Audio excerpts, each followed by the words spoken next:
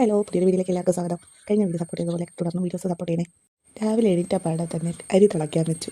അരി തിളച്ചിട്ട് നമ്മൾ കുക്കറിൽ ഇറക്കി വെക്കാനാണ് അരി തിളപ്പിക്കണം. അങ്ങനെ അരി തിളപ്പിച്ച് അതിനെ കുക്കറിലേക്ക് രാവിലത്തേക്കൊക്കെ മാറ്റും. അത് കഴിഞ്ഞ് ഒരു അടുപ്പിൽ ഉള്ളിക്കറിയാണ്. ഉള്ളിക്കറിയല്ല, മുട്ടക്കറി വെക്കുന്നത് പുട്ടിനാണ്. ഇന്നത്തെ കാപ്പി പുട്ടും ഉള്ളിക്കറിയാണ്. അപ്പോൾ അരി നന്നായിട്ട് തിളച്ചു. പിന്നെ സവാള ഒന്ന് അരിഞ്ഞതിൻ്റെ ഇതിൽ ഒന്ന് നന്നായിട്ട് വരട്ടി കൊടുത്തു. അത് കഴിഞ്ഞ് കുറച്ചായപ്പോൾ ഉപ്പിട്ട് കൊടുത്തു. അത് നന്നായിട്ടൊന്നായിട്ടാണ് ബാക്കി മസാലപ്പൊടികളൊക്കെ നമ്മൾ ചേർക്കുന്നത്. അങ്ങനെ അരിയാണെങ്കിൽ കുക്കറിലേക്ക് ഇറക്കി വെച്ചു. അത് കഴിഞ്ഞ് പുട്ടിന് വേണ്ടി വെള്ളം വെച്ചു. പുട്ടിന് കുഴച്ച് വെച്ചു. രാവിലെ തന്നെ എന്താ ഇങ്ങനെയൊക്കെ നേരത്തെ ജോലി ചെയ്യുന്നതെന്ന് വെച്ചാൽ ആശുപത്രിയിൽ ചോറ് കൊണ്ടുപോകണം. ആശുപത്രിയിലായിരുന്നു വെച്ചാൽ ചേച്ചിയുടെ കുഞ്ഞ് ആശുപത്രി കിടക്കുകയാണ്. അപ്പോൾ അവിടത്തേക്ക് രാവിലെ ചോറ് കൊണ്ടുപോകണം. രാവിലെ അല്ല, ഉച്ചയ്ക്ക്.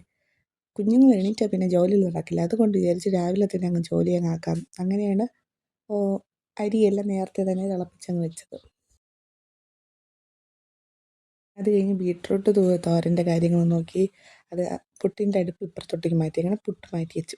അത് കഴിഞ്ഞാണ് മീൻ വിളിച്ച്. പിന്നെ ഓടിച്ചെന്ന് മീൻ വാങ്ങിച്ചു. നൊത്തോലിയാണ് കിട്ടിയത്.